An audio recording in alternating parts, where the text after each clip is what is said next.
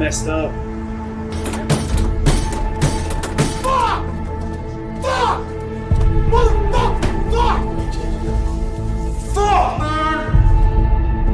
The New York State Athletic Commission has suspended TJ Dillashaw. TJ Dillashaw tested positive for injectable EPO, which is a serious performance-enhancing substance. Little snake in the grass he is. He's a little snake in the grass. Oh, you guys, this is why I do it! This didn't just cement you as the official champion in defending your title, it also put you in a position to be considered one of the best pound-for-pound fighters in the world. As a fighter, you know that there's no way to accidentally get this. Very, very bad. This stuff there's no way it's not cheating. It taints your legacy.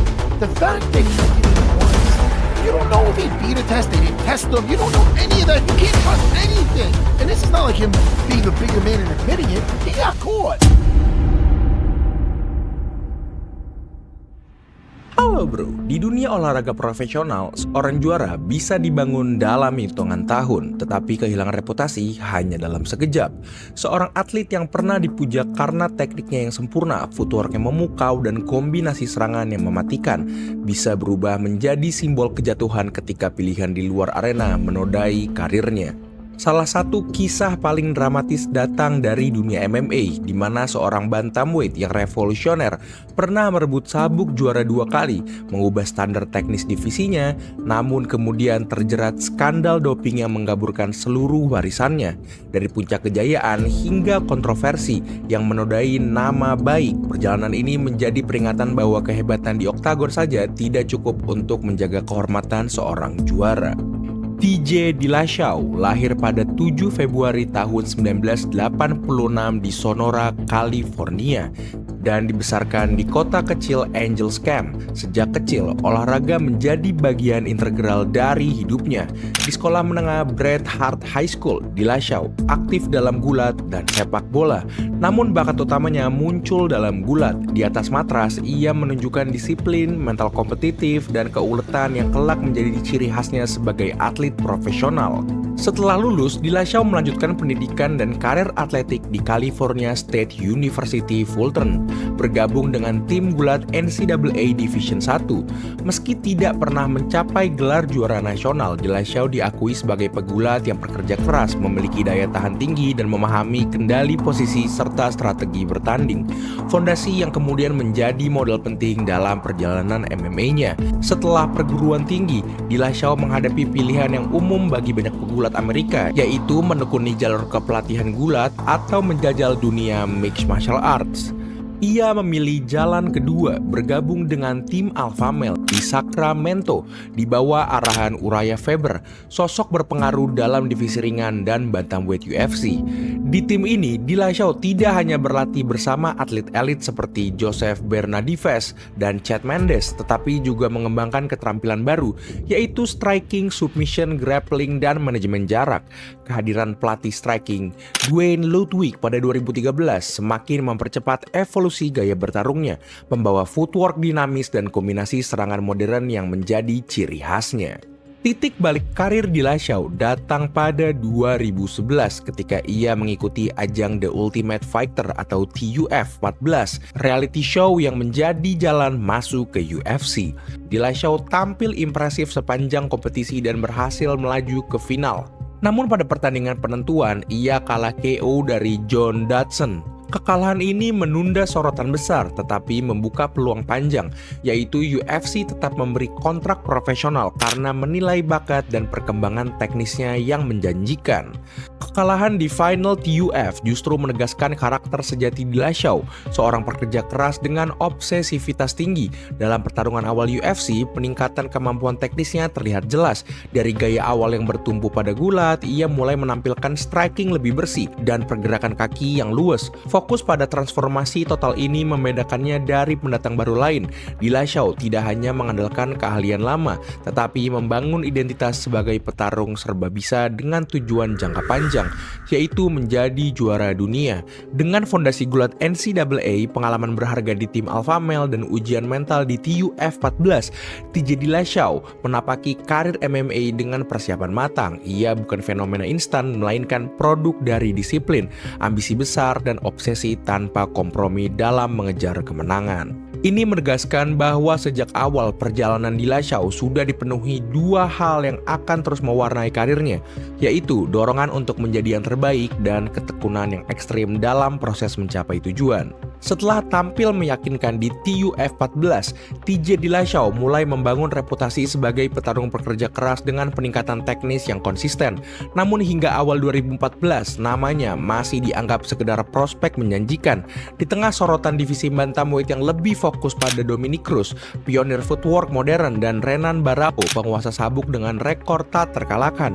Bahkan dibandingkan mentornya Urijah Faber, posisi Dillashaw belum dianggap sebagai calon juara utama. Tapi segalanya berubah pada 24 Mei tahun 2014 di UFC 173 ketika Dillashaw mendapatkan kesempatan menantang Renan Barão yang saat itu membawa rekor 32 kemenangan beruntun dan dianggap salah satu petarung pound for pound terbaik dunia. Sebagian analisis termasuk ESPN memprediksi peluang Dillashaw hampir nol. Namun di oktagon, Dillashaw menampilkan versi diri yang sepenuhnya baru. Footwork cair, perpindahan sudut yang nyaris konstan, serta kombinasi pukulan tendangan yang mengalir membuat Barão kesulitan menyesuaikan diri. Ia tidak sekedar menghindar tetapi juga terus menciptakan peluang ofensif. Ronde kelima berakhir dramatis ketika kombinasi telak menghentikan Barão, mengakhiri era dominasi juara lama dan melahirkan juara baru yang mengejutkan banyak pihak. Kemenangan ini menandai perubahan paradigma di bantamweight. Dillashaw membuktikan bahwa pendekatan teknis berbasis sains menggabungkan gulat NCAA, striking presisi, dan pergerakan dinamis yang diasah Duane Ludwig dapat menumbangkan dominasi seorang juara yang selama ini dianggap tak tersentuh.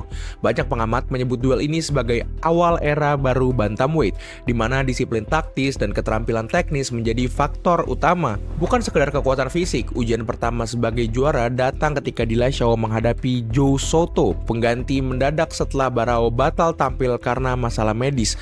Meski situasinya tak biasa, Dillashaw tetap mendominasi dan menang TKO di ronde kelima. Setahun kemudian, rematch yang sangat dinantikan dengan Barão berlangsung dan Dillashaw kembali mendominasi sejak awal hingga akhir menyelesaikan lawannya di ronde keempat. Dua kemenangan telak ini memastikan legitimasi Dillashaw sebagai juara sah dan memperkokoh reputasinya. Setelah dua kali menaklukkan Renan Barão, TJ Dillashaw berdiri di puncak divisi bantamweight. Namun kepemimpinan itu tidak bertahan lama. Awal 2016 menandai titik balik ketika ia kehilangan sabuk melalui split decision yang kontroversial dari Dominick Cruz yang baru saja kembali setelah absen panjang karena cedera. Kekalahan ini menciptakan narasi ganda, yaitu di satu sisi Cruz kembali menegaskan reputasinya sebagai arsitek footwork bantamweight, sementara Dillashaw membuktikan bahwa dirinya mampu bersaing setara dengan pionir divisi. Kekalahan itu justru menjadi katalis bagi Dillashaw untuk mengejar sesuatu yang lebih besar dari sekedar kemenangan. Ia mulai memikirkan warisan, sebuah tempat dalam sejarah UFC sebagai salah satu bantamweight terhebat. Di balik oktagon, ambisi besar Dillashaw lahir di tengah ketegangan internal. Hubungannya dengan tim Alpha Male memburuk karena kedekatannya dengan Duane Ludwig, pelatih yang merevolusi strikingnya. Dalam kultur tim yang menegaskan loyalitas, langkah Dillashaw dianggap pengkhianatan. Ketegangan ini mencapai puncaknya ketika Conor McGregor dalam The Ultimate Fighter 22 menyebutnya sebagai snake in the grass. Julukan ini melekat pada citra publik Dillashaw, menandai transformasinya menjadi figur juara yang kontroversial sekaligus oportunis. Konflik personal itu berpuncak dengan munculnya Cody Garbrandt, bintang muda tim Alpha Male. Garbrandt, simbol loyalitas tim, berhasil merebut sabuk bantamweight dari Dominick Cruz pada akhir 2016. Rivalitasnya dengan Dillashaw pun menjadi tak terelakkan. Bukannya sekedar duel atlet, tetapi juga drama yang memadukan emosi, politik tim, dan perebutan legitimasi. Publik menyaksikan pertarungan bagai perang saudara, sang pengkhianat melawan sang pewaris sah keluarga. UFC 217 November tahun 2017 menjadi panggung penyelesaian dendam itu. Garbrandt tampil agresif di ronde pertama, nyaris menjatuhkan Dillashaw, tetapi ketenangan sang juara menjadi pembeda. Dengan timing presisi, Dillashaw membalikan keadaan pada ronde kedua, mengeksekusi kombinasi hook kanan dan high kick, diikuti serangan pukulan yang memaksa wasit menghentikan pertarungan. Ia merebut kembali sabuknya dengan cara yang paling dramatis, mengalahkan mantan rekan satu tim yang menuduhnya sebagai pengkhianat. Narasi rivalitas berlanjut di UFC 227 pada Agustus tahun 2018. Dillashaw tampil superior sejak awal, menjatuhkan Garbrandt berulang kali dan menyelesaikan pertarungan melalui TKO di ronde pertama. Dua kemenangan telak ini bukan sekedar mempertahankan sabuk, tetapi juga membongkar simbol perlawanan tim Alpha Male, menegaskan statusnya sebagai juara mutlak. Jika periode 2014 hingga 2018 adalah masa keemasan TJ Dillashaw, maka awal 2019 adalah momen di mana seluruh legitimasi yang ia bangun runtuh dalam sekejap. Setelah menaklukkan dua generasi bantamweight dan menegaskan dirinya sebagai salah satu teknisi terbaik di oktagon, Dillashaw memutuskan melakukan sesuatu yang lebih besar, yaitu menantang batas tubuhnya sendiri. Ia turun ke kelas flyweight untuk menghadapi Henry Cejudo di UFC on ESPN +1 dengan ambisi menjadi double champ, gelar ganda yang hanya sedikit legenda pernah raih. Di permukaan ini tampak seperti kisah heroik seorang juara yang mengejar sejarah. Namun di balik layar, itu adalah awal dari tragedi modern, saat obsesi terhadap kesempurnaan berubah menjadi penghancur diri. Proses menuju 125 pon itu adalah ujian biologis yang brutal. Tubuh Dillashaw selama bertahun-tahun stabil di 135 pon, dipaksa menyesuaikan diri melalui diet ekstrim, dehidrasi berkepanjangan, dan latihan yang melampaui batas aman. Foto-fotonya menjelang pertarungan memperlihatkan wajah cekung, kulit menipis, mata kosong. Seorang pelatih menyebutnya versi hantu dari seorang juara. Dalam MMA, weight cut memang tradisi, tetapi bagi Dillashaw itu menjadi ritual penyiksaan diri, sebuah pengorbanan untuk warisan yang ia yakini layak diperjuangkan. Meski harus melawan biologi tubuhnya sendiri, hasilnya tragis. Pertarungan melawan Cejudo hanya berlangsung 32 detik sebelum wasit menghentikannya. Dillashaw yang biasanya tenang dan presisi terlihat rapuh sejak awal. Ia kalah bukan hanya secara fisik tetapi juga secara simbolik. Tubuhnya sendiri menolak ambisinya. Namun bahkan kekalahan cepat itu bukanlah puncak kejatuhan, karena yang lebih menghancurkan justru datang beberapa minggu kemudian. Pada Maret 2019, USADA mengumumkan hasil tes doping positif Dillashaw terhadap EPO, salah satu zat terlarang paling serius di dunia olahraga. Tidak seperti suplemen tercemar atau kesalahan prosedural, EPO adalah keputusan sadar. Zat ini hanya bisa diperoleh melalui injeksi dan penggunaannya bertujuan langsung untuk meningkatkan performa dengan memperbanyak sel darah merah serta memperpanjang kapasitas aerobik. Dengan kata lain, EPO bukan kesalahan teknis melainkan rekayasa biologis, sebuah bentuk scientific cheating. Dalam sekejap, seluruh narasi karir Dillashaw terbalik. Dari arsitek revolusioner bantamweight menjadi pengkhianat etika olahraga. UFC mencabut sabuknya, USADA menjatuhkan skorsing 2 tahun penuh. Media yang dulu mengagumi keindahan footworknya kini menjulukinya sebagai the UFC's most disgraceful champion. Dalam dunia yang haus moralitas instan, kejatuhan Dillashaw menjadi tontonan kolektif, seorang juara yang dihancurkan oleh sistem yang dulu mengangkatnya. Rival-rival lamanya tak melewatkan kesempatan. Cody Garbrandt menudingnya curang sejak lama. Uriah Faber menyiratkan bahwa tuduhan pengkhianatan kini terbukti. Bagi publik, skandal ini bukan sekedar soal doping, melainkan bukti bahwa citra Dillashaw sebagai snake in the grass ternyata bukan metafora. Sekali lagi, kisah personal dan profesionalnya bertemu di satu garis, yaitu pengkhianatan. Pengkhianatan terhadap tubuh, tim, dan akhirnya terhadap esensi olahraga itu sendiri. Yang membuat kisah ini semakin kompleks adalah pengakuan Dillashaw sendiri. Ia tidak menyangkal, ia mengaku menggunakan EPO secara sadar dengan alasan fisiologis. Tubuhnya tidak mampu mempertahankan performa di kelas flyweight. Aku mencoba sesuatu yang bodoh, katanya, karena aku ingin sesuatu yang lebih besar dari diriku sendiri. Pengakuan itu memberi kesan kejujuran, tetapi juga keputusan, sebuah refleksi atas tekanan untuk tetap relevan dalam era di mana sains dan reputasi berjalan di ujung pisau. Secara historis, kasus Dillashaw menjadi tonggak penting dalam regulasi anti-doping UFC. Ia bukan sekedar contoh petarung yang melanggar aturan, melainkan simbol dari delima modern, ketika ambisi juara bertemu dengan batasan biologis manusia. Bagi USADA, kasus ini mempertegas pentingnya pengawasan farmakologis di MMA. Bagi publik, ia menandai kematian idealisme seorang atlet yang terlalu percaya bahwa kehormatan bisa diciptakan melalui manipulasi ilmiah. 2 tahun skorsing mengubah Dillashaw menjadi sosok bayangan dalam sejarah UFC. Saat ia kembali pada 2021, dunia telah berubah. Puncak divisi kini dihuni wajah-wajah baru seperti Peter Yan dan Aljamain Sterling. Dillashaw tetap masih bertarung, tetapi yang masuk ke oktagon bukan lagi simbol disiplin, melainkan figur yang mencoba menebus masa lalunya. Stigma itu tak akan pernah hilang. Ia membawa bekas luka moral yang tak bisa dihapus. Kisah tentang juara yang akhirnya dikalahkan bukan oleh lawan, melainkan oleh ambisinya sendiri. Warisan seorang juara UFC jarang bersifat tunggal. Ia lahir dari 2 poros yang saling menegakkan kebesaran di dalam oktagon dan integritas di luar arena. Dalam diri TJ Dillashaw, kedua poros itu saling bertabrakan, menciptakan paradoks yang tak pernah terselesaikan. Ia adalah inovator sejati dalam seni bertarung modern, namun juga simbol ambisi yang menelan dirinya sendiri. Dalam kontes teknis, kontribusinya nyaris tak terbantahkan. Kemenangannya atas Renan Barão pada 2014 mengubah cara dunia memandang divisi bantamweight di tengah dominasi gaya pressure fighting dan brawling khas kelas menengah ke bawah. Dillashaw memperkenalkan sesuatu yang baru, yaitu sistem pergerakan berbasis ritme, perpindahan sudut yang konstan, dan kombinasi yang disusun seperti algoritma. Ia membawa bahasa ilmiah ke dalam kekacauan oktagon, membuat kekerasan tampak terukur dan indah. Kemenangannya atas Cody Garbrandt 2 kali berturut-turut menegaskan keunggulan itu. Ia bukan sekedar menang, tetapi mendemonstrasikan kejeniusan strategis, kemampuan membaca jarak, menciptakan ilusi celah, dan mengeksekusi momentum seperti seorang ahli bedah. Dari sisi olahraga murni, TJ Dillashaw pantas disebut sebagai salah satu bantamweight paling canggih yang pernah hidup. Namun semua keindahan itu akhirnya berhadapan dengan kenyataan paling pahit dalam olahraga modern, yaitu bahwa kehebatan teknis tanpa moralitas hanyalah eksperimen tanpa makna.